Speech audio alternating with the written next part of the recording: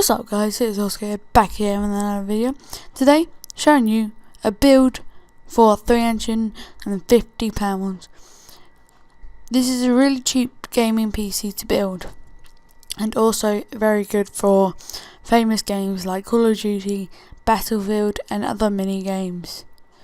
Now, this may not be the best PC ever, but it's pretty cheap to start off and a better PC than probably the one that you have at the moment, from upgrading from an Xbox 360 or a PlayStation 3.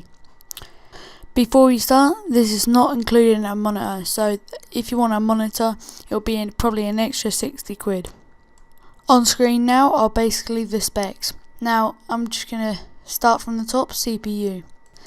This CPU is not the best processor in the world. It is a Intel Pentium G645 2.9 GHz dual core processor. It is worth £50. Next up we have the CPU cooler. The CPU cooler is a Jelly Solutions CC Siberian 01 51.9 CFM CPU cooler. This is for £7, which is pretty cheap. Next up we have the motherboard. This is where you put all your components together onto one piece. This will be placed into the case. The case will be up in a minute. Anyway, we have the MSI H61M P20 G3 Micro ATX LGA 11155 processor motherboard. This is priced around £30, which is pretty cheap for a pretty standard motherboard.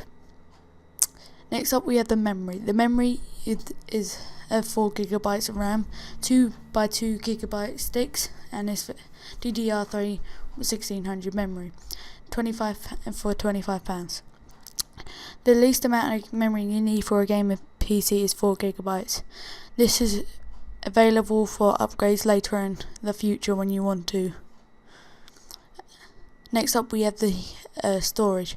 This is a 500 GB Seagate Pipeline HD 500 GB 3.5 inch 5900 RPM internal hard drive for £32, which is also pretty cheap for a hard drive. You don't really need to have a big hard drive if you're just using this for games, unless you're using it as an editing PC, which is alright for now. Next up we have the Zotac GeForce GT 610 graphics card, 2 GB graphics card. This is an alright graphics card to start off with. It still runs games perfectly and smoothly on low settings, so it's very good for you starting use. At the moment on my gaming PC I have a GT 520, which is worse than this by far, and this graphics card is able to overclock for better use. Coming to the case, we have the Cooler Master RC361 KKN1 Black ATX mid-tower case, which is suitable for the motherboard and is only £24, which is very cheap for a case. We then come into near the end for the power supply. Antec Basic 500 watt ATX 12 volt power supply, which is enough volts and watts to hold your components together and run smoothly. The optical drive doesn't really matter, but yeah, it's a light on IHAS 124 DVD CD writer. And last off we have the operating system, which you can either torrent or you can buy for £65 Microsoft Windows 7 Home Premium. So that is it for this 350 quid gaming build, and hope you run games smoothly if you're going to buy this.